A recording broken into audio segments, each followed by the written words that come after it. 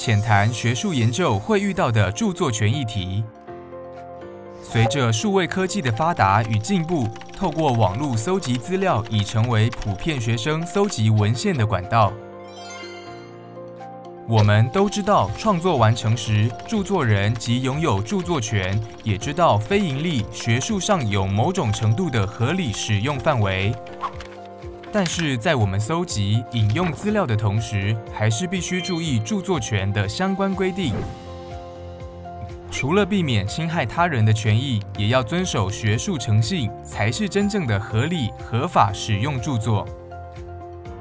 你是否已了解著作权的相关规范呢？依据著作权法的规定，著作权分为著作人格权、著作财产权。著作人格权包含公开发表权、姓名表示权、同一性保持权。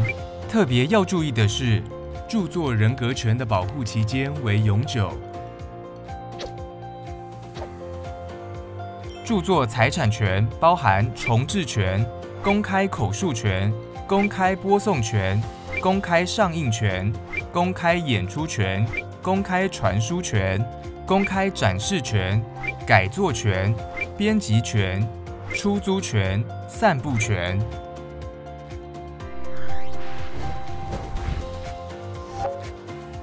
著作财产权的保护时间一般为著作人生存期间及其死后50年。虽然著作权法并没有明确的抄袭二字，但是身为研究生的你，在撰写学位论文时，一定要特别注意如何避免抄袭。一般来说，著作抄袭在著作权法是指重制或改作。